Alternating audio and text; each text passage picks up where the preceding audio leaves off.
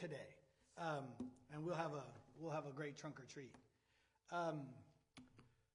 So a couple of weeks ago on Wednesday night at Backyard Bible, Sherry Montgomery was talking about all of the calamity, all of the horrible devastation in Western North Carolina from Helene, and she was just trying to kind of put in perspective like where God is at in all of that, and how to think about that, and deal with the questions of why did this happen? Why does God allow this to happen?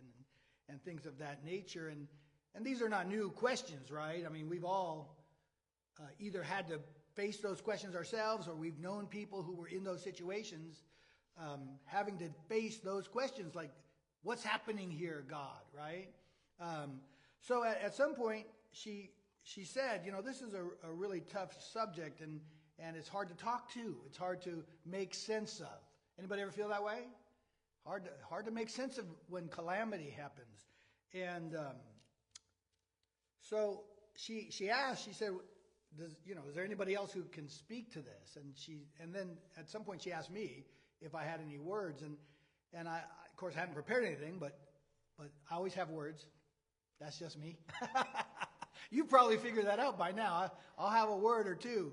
So I gave like an impromptu little mini message about some things to think about when calamity strikes.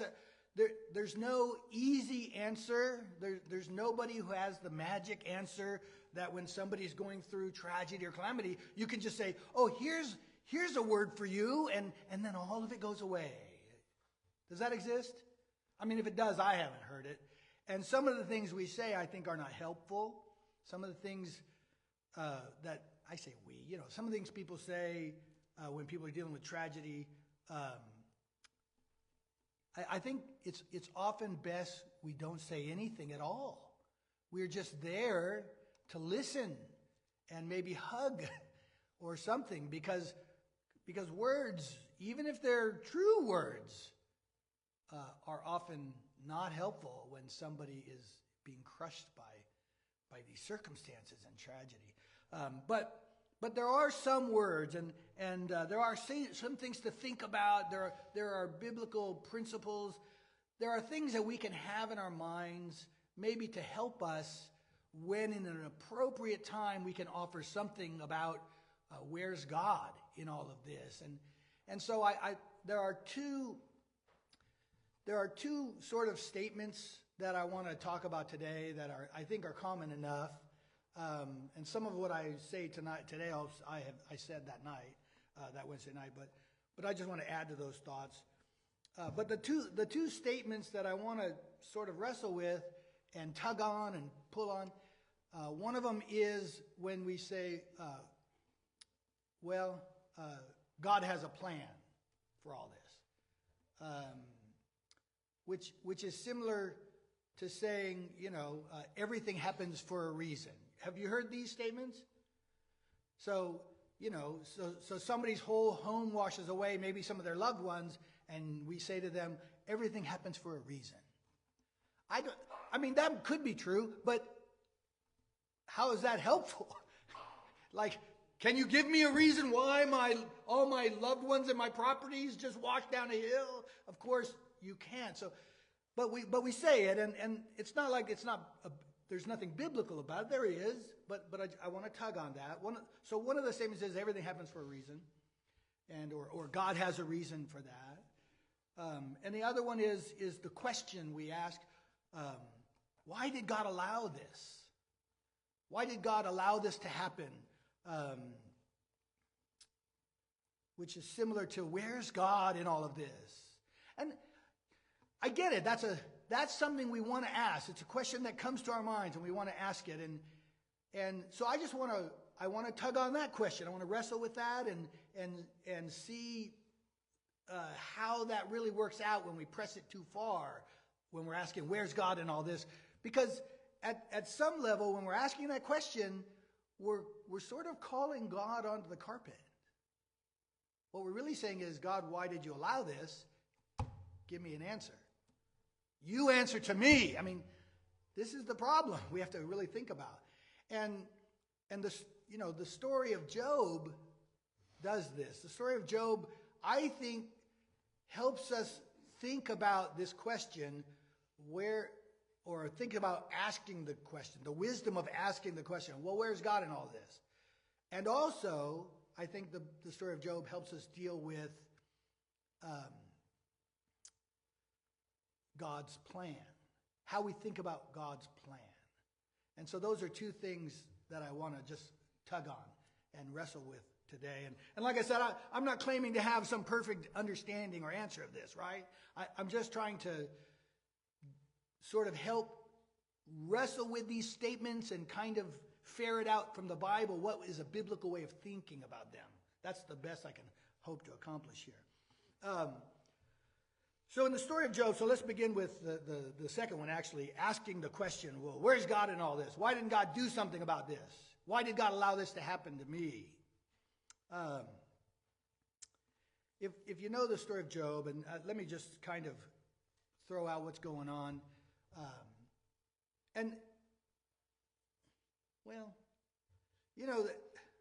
God has a plan in all this. We're going to get to that. But just know Job's story and Joseph's story, which we just went through, and even Jesus' story, there's suffering, and God has a plan in all that. So I just want to throw that out there. We're going to get to that, and the idea that there is something going on. God has a plan. But we'll wrestle with that some more because there's something else to know about that. We'll get to that. But in this first question, like where's God in all of this? Job actually comes to the point where he calls God on the carpet. He does. Do you know that?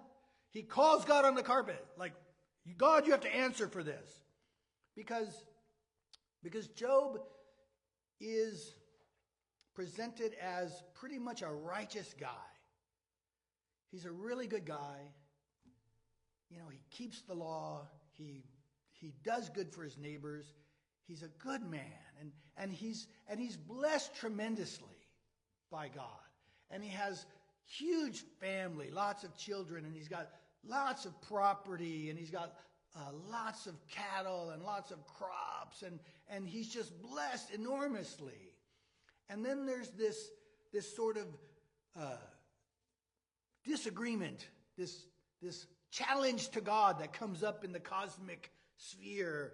And the adversary, that's the word Satan, the adversary there in the story, the Satan, comes before God and is like, well, he's only a good man. He's only serving you because of all that you give him. You're basically paying him to be good. And so this question of Job's faith and integrity comes up. And God's like, no, I don't think so. I think Job serves me because he's grateful for life, and he's grateful for the creation, and he's grateful for everything. And I think he serves me because he's a person of faith. And so there's this argument, and so the adversary is allowed to take Job to task.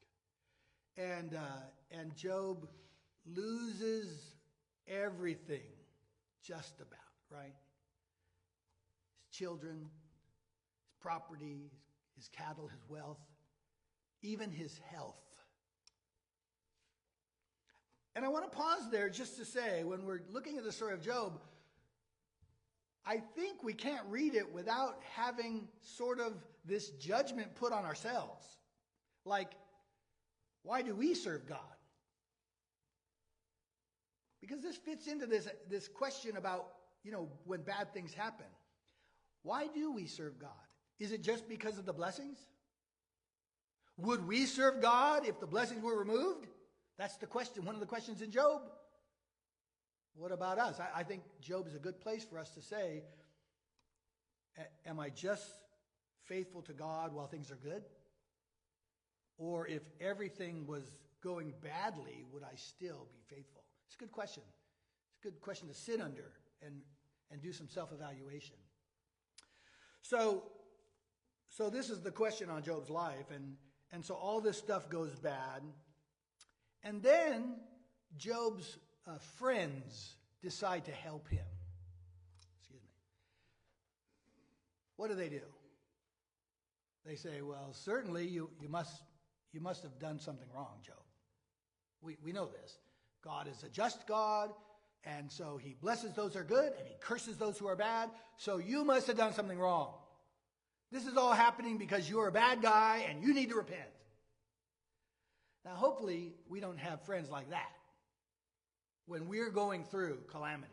Hopefully, we're not surrounded by people who say, well, you must be a sinner and doing something wrong, and God's punishing you. Hopefully, that's not true of us. Probably not, but Job had those kinds of friends. Isn't that wonderful? But even if we don't have friends like that, when we're going through tough times and calamity, when things seem to be not going well, we might still hear those voices. Think about that. Isn't it possible we have those voices in our head saying, God, why is this happening? What did I do wrong? Why are you mad at me? Isn't it possible that we have these convicting voices coming from ourselves? Sometimes we are not our best friend. We can be our worst enemy. And while we're going through the hardship, we become Job's friends, and we kind of levy this attack on ourselves. Well, you must be doing something wrong. And in the Bible, sometimes suffering comes as discipline. The book of Hebrews says in chapter 12, endure hardship as discipline. God is treating you as sons. It's discipline sometimes. Was it discipline when Jesus suffered all that time? Was it discipline when Joseph suffered all that time? Was it discipline when Job? Was any of that suffering because God was punishing? No. Hebrew writer says endure hardship as discipline. Those three guys all suffered hardship, but it wasn't discipline. And Ecclesiastes 9:11 says, time and chance happens to us all. So there's at least three things that could be going on when we hit calamity. It could be that God is actually trying to address something in our lives. And the Hebrew writer says we should always endure hardship that way, because it's always helpful to address things in our lives. But it could be because we're suffering for some other cosmic cause that's going on that's not because of us. And it could be just time and chance. Anybody know Rich Mullins? He's a singer-songwriter, Christian singer-songwriter from the 90s. So you are younger, you don't know Rich Mullins. But one of the songs that everybody sort of knew when he wrote his songs, our God is an awesome God. He reigns from heaven above. I can't sing, but our God is an awesome God. Anybody know that song? When he rolls up his sleeves, he ain't just putting on the Ritz. Our God is an awesome God. See, he wrote beautiful songs, devotional songs. I saw him at Biola University in concert one time. Beautiful, great concert. This was a really, really spiritual man, a lovely man. This is a guy who he made a lot of songs. He was a singer-songwriter. He did very well in that industry. And he had a manager, and he had his manager pay him a very modest salary. I think it was like $26,000 a year. And he didn't want to know how much more came in. He didn't want to know. It all just went to different charities. And that's what he lived on. He had a trailer in Arizona, and that's where his home base was, in a trailer. And that was his life. And whatever money he made went to all these charities. And he went out on his mission to tell people about Jesus. That's how he lived. And then he was driving, I think, through Colorado, mid to late 90s. And a drunk driver crossed the median, head-on collision, killed him. Everything happens for a reason. Yeah, sometimes the reason is people are stupid, irresponsible, selfish. Right? Did God do that to him? God sent a drunk driver to cross the median and crash into him. Well, I don't think so. What happens is, when we think this way, we're blaming God for something that somebody did in sin. Is that right?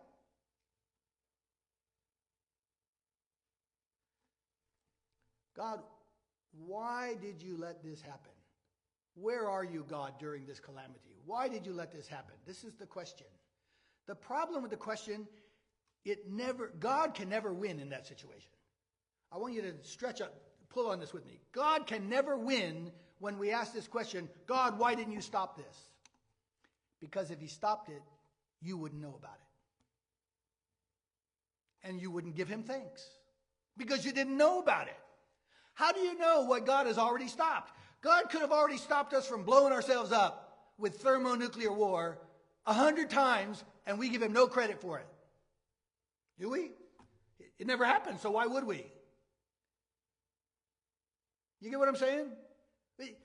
He could have stopped 100 other drunk drivers from crossing the median. We don't know what he has stopped. He'll never get credit. If God stopped every bad thing that ever happened, like in our community, down to where like nothing bad ever happened, everybody always only ever died of old age in their sleep with a smile on their face, and then somebody in our community one day broke their leg, worst thing that ever happened in the community, and what are we saying? How did God allow that? Why did God do that? He can never win. There is no way to play that out where God ever wins, because anything he does stop, you don't know about it. This question is actually a favorite of atheism.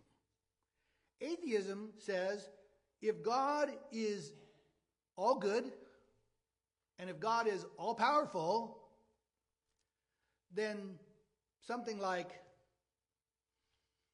that child drowned in the lake would not happen. Wouldn't happen.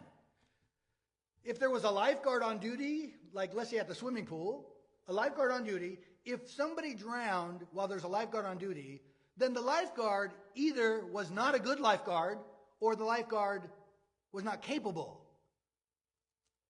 Either didn't want to save him or was not capable of saving. Does that make sense? Like, why did the person drown? Either the lifeguard wasn't paying attention, which makes him not a good person as a lifeguard, or the lifeguard tried to save him but couldn't because he was not a good lifeguard in his job. You understand? But either way, if the lifeguard was good at his job and was paying attention, then the kid would not have drowned. So they put God in that situation. If the kid drowns, how'd the kid drown? Because God sees it. He knows it's happening. Either God does not save the child, which makes him not a good God, or God cannot save the child, which means he's not all powerful. Do you understand? This is what we do. This is what atheists do. They put God on trial. And like I said, God can never win under that challenge because you don't know what he's done. And he'll never get credit for what he has done. And so the only way that works for God is if nothing bad ever happens at all. And he could have made that true by stopping Adam and Eve. He could have prohibited them from ever breaking the rule. He could have not put a rule. He could have done something to stop that one sin from happening. But he didn't. And that puts us in a position where we have to figure out, weigh the value, do we need the rule or not? If there is no possible way for humanity to say no to God, then humanity has no choice. If humanity has no choice in the relationship, what kind of relationship is that? It's robotic. Does that make sense? It's just, we're just like machines that have to do God's will. There's no other choice. If there's going to be a relationship based on love, both parties have to have a choice. And so God has to either allow humanity to have a choice, which is going to bring sin into the world, which did, or he prohibits the choice and there's something mechanical. Now, am I making that clear? It's one of those two. But if he allows humanity a choice and humanity chooses not God at some point, then we have calamity. Now, what about natural calamity? At least as far as I can tell in my thinking, I don't believe there were earthquakes, hurricanes, tornadoes, tsunamis, typhoons in the garden paradise. Does that make sense? It was a garden paradise. It was a paradise. I don't think they had to fear some tornado coming through and ripping them out of their garden paradise. I don't think so. So what happened? In their sin, God specifically says to Adam, because you did what I told you not to do, cursed is the ground because of you, in Genesis chapter 3. Cursed is the ground because of you. And Paul says in Romans 8 that the creation was subjected to frustration. That happened at the fall. And so, do we blame God for tornadoes? Should we be blaming God for tornadoes and tsunamis and earthquakes and floods? Should we be blaming God? These are a product of a fallen world. And so I'm trying to get across, we cannot call God onto our carpet, because otherwise, in that sense, he never wins. It'll never come out where God can be justified under our judgment. And Job does exactly this. He calls God onto the carpet. After his friends over and over are saying, well, Job, you're lying, because, we don't know what you did wrong, but you did something wrong because God's treating you like you did something wrong, and so you're lying to us, and that's just more wrong. After enough of that, Job finally pleads his case. In Job 31, and you can look at all the ifs. He said, if I've walked in falsehood, or my foot has hurried after deceit. Verse 9, if my heart has been enticed by a woman, or if I've lurked at my neighbor's door. Verse 13, if I've denied justice to my men servants and maid servants. Verse 16, if I've denied desires of the poor. Verse 17, if I've kept my bread to myself. Verse 19, if I've seen anyone perishing for lack of clothing. Verse 21, if I've raised my hand against the fatherless. This goes on and on. Verse 25, if I've rejoiced over great wealth. 29, if I've rejoiced at my enemies' misfortune. Over and over, he makes this case. What is it that I've done? Why do I deserve this? You're all saying I'm guilty of what? He pleads his case, and in verse 35 he says this. Oh, that I had someone to hear me. I sign now my defense.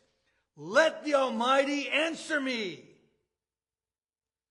Let my accuser put his indictment in writing. You hear that? He's saying, God, why is this happening to me? Why are you doing this? What have I done wrong? I haven't done anything wrong. This is not just. This is wrong that this is happening to me. And then that's his calling God onto the carpet with the, why is this happening to me? In God's answer, in chapter 38, it says in verse 1, then the Lord answered Job, right? This is the answer. He answered Job out of the storm. And here's the part I want to hear you first. This is not the answer, but it's the preamble to the answer.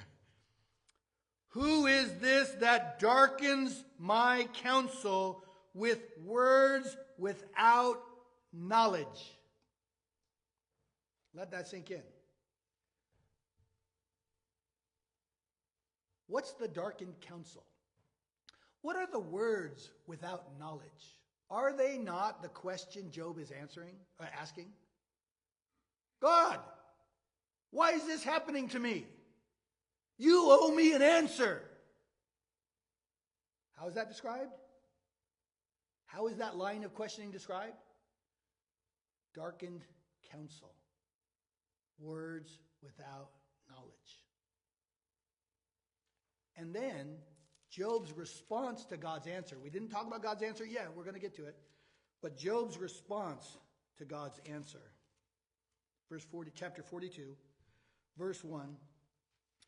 Then Job replied to the Lord, I know that you can do all things. No plan of yours can be thwarted. You ask, who is this that darkens my counsel without knowledge? And here's what Job learned.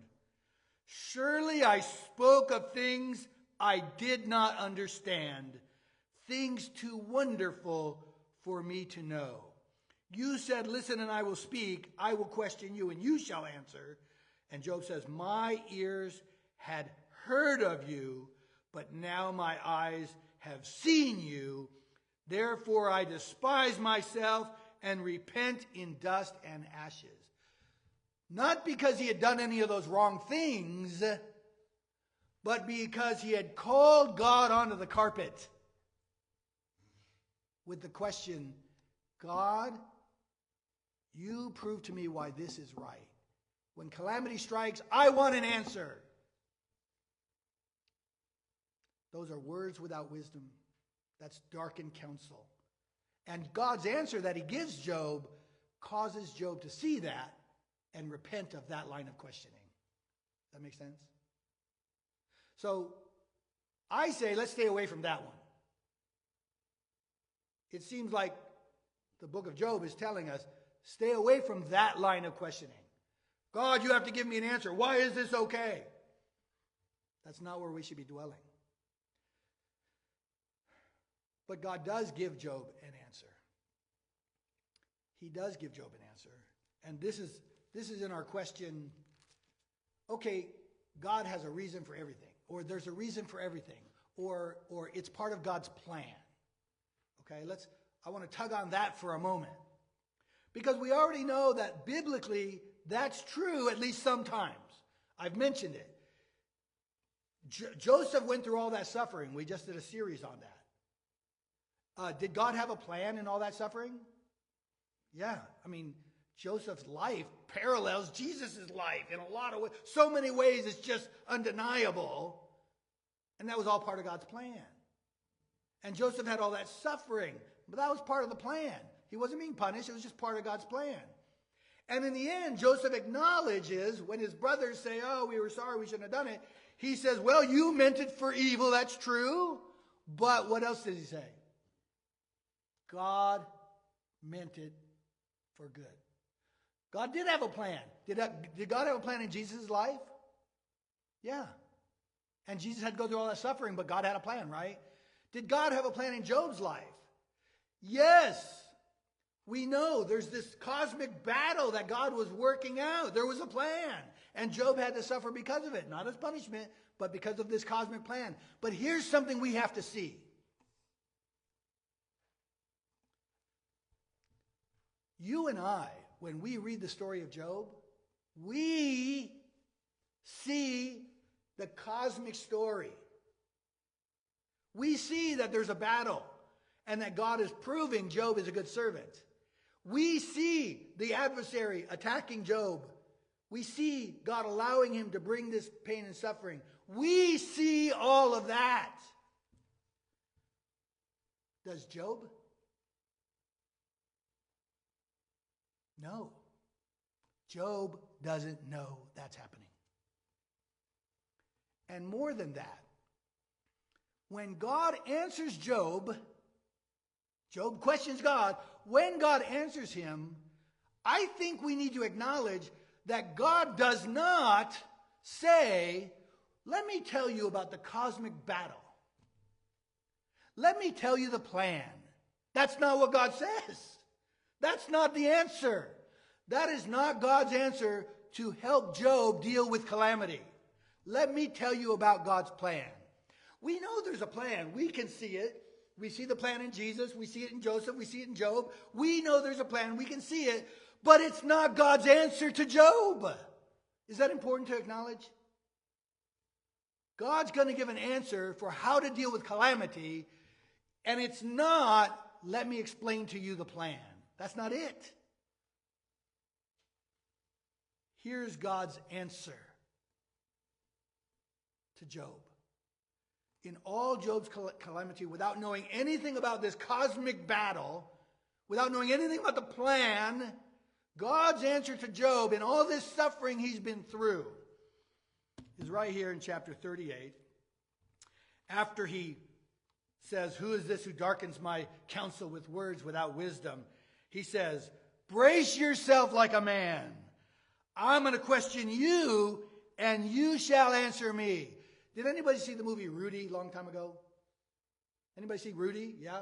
Notre Dame football, little guy, about probably my size, and trying to play football in college, right?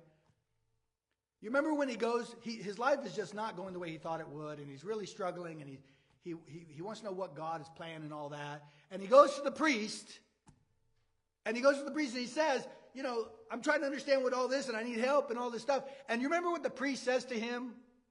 There's two things in life that I've learned, two solid foundational truths that I've learned. That's what the priest says. Two. Remember what they are? There is a God, and I'm not him.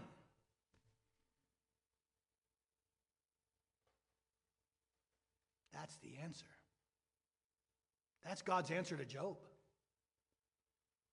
There is a God, and you're not him. That is God's answer. We could pour through this where God says to Job, where were you when I laid the earth's foundation? Tell me if you understand who marked off its dimensions. Surely you know. Who stretched a measuring line across it? On what were its footings set, or who laid the cornerstone? While the morning stars sang together and all the angels shouted for joy. Who shut up the sea behind the doors when it burst forth from the womb? When I made the clouds its garment and wrapped it in thick darkness. When I fixed limits for and set its doors and bars in place. When I said, this far you may come and no farther. Here's where your proud ways halt. Have you ever given orders to the morning or shown the dawn its place, that it might take the earth by the edges? You hear what God's saying? He's saying, hey, Job, I am God, you are not. That's the answer.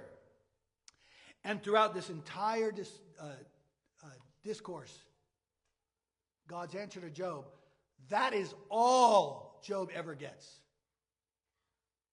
Who are you and who am I?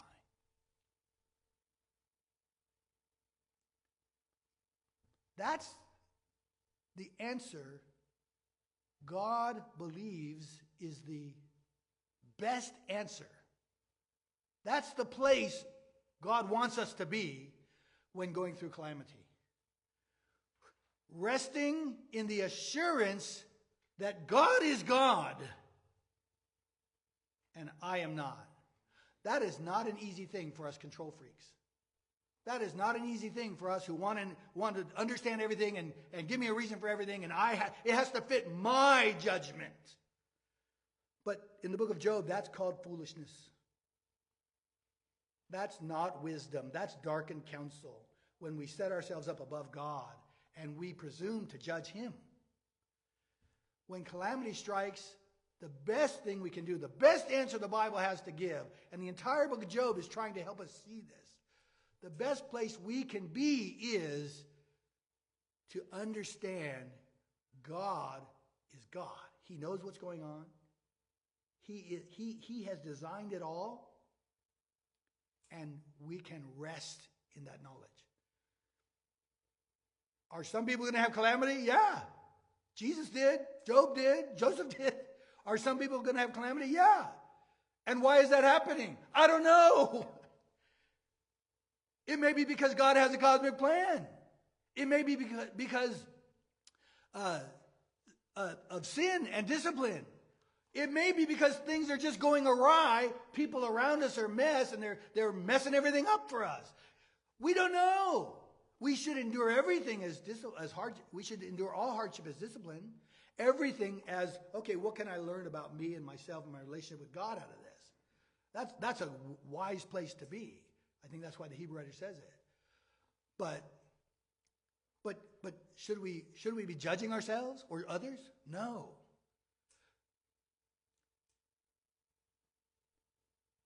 Is it our goal to tell somebody, well, just know there's a plan behind it all? You don't know it wasn't time and chance. You don't know the source, unless God told you specifically. At some point, maybe we'll see God's plan in it all, and that's okay. But in the heart of human suffering, two things we can learn. Number one, don't call God onto our carpet. Don't call him into our court. It's not our place. It fails to acknowledge that I am human, he is God. It confuses those lines. Don't do that.